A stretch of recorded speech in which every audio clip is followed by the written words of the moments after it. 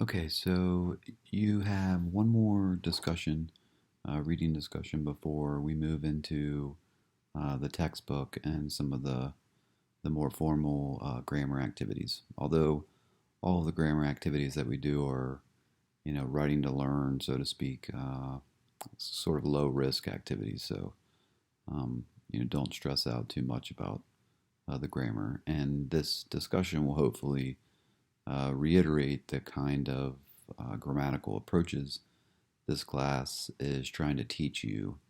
Um, so the Laura Misha article, it's a scholarly article, so it's definitely going to push your reading boundaries a little bit, and it's not written directly, to students. Um, but I think it's really informative, and it's helpful to see how this class is sort of designed. So she basically talks about rhetorical grammar and how, style and language and making decisions about language should be in line with your purpose, your goals, and your audience. And that's essentially what being rhetorical means. So when someone says, read rhetorically, or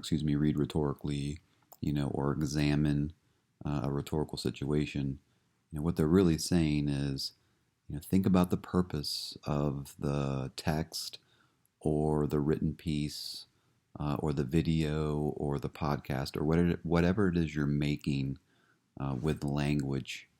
Um, what's the goal of that particular text? What are you trying to do, and to whom are you trying to do it? And what exactly is that connection between audience and purpose? And then also, what is the context?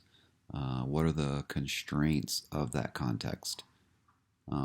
Thinking about those types of things and how they may limit your discourse or your ability to create a text, or in some cases, enhance your ability to make a text. So when we think rhetorically, we're thinking about purposes and audiences and constraints and contexts, and an understanding that language is shaped according to these things.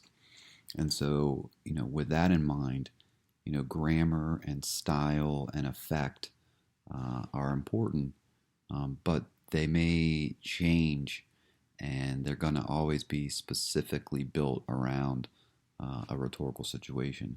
So this article really gets you thinking about, how to use language and grammar uh, as a tool to increase your effect on audiences.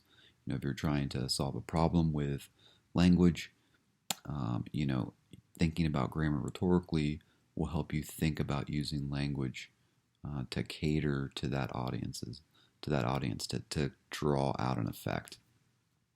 And again, I think these two short pieces that you're going to read in this discussion will get you thinking about language as a rhetorical tool. And hopefully, the last discussion on the history of language showed you right how intertextual language is, how it's borrowing and combining. That's really rhetorical, right? Like the language grew based off of its purposes and its audiences and the contexts that it was shaped in. So these two discussions together, I think, will complete kind of this uh, foundational understanding of what we're doing in this course, um, and how to think about using grammar and language. So in this discussion, read the articles and then go answer a couple of the discussion questions. And then I have you go back and respond to one discussion question that your classmates pose. So after you read these articles, I always ask you to jot down a couple questions. Make sure those questions are critical. They shouldn't be questions that I can just look at the article and answer. They should be more like introspective questions, questions that require us to think more about what's going on in the article. So take your time with those, and then again, when you're done answering the main discussion questions, Come back, look over some of your classmates' responses and their discussion questions, and find one particular question that your that your classmates posed that you want to answer, and then go ahead and answer that by, the end of the day, Wednesday. The post is due by the end of the day, Tuesday, but that'll give you a full day to come back and review everybody's responses. And of course, if you have any questions, just let me know. I'm here to help. And I look forward again to reading all of these and working with all of you this quarter. All right. Have a good week.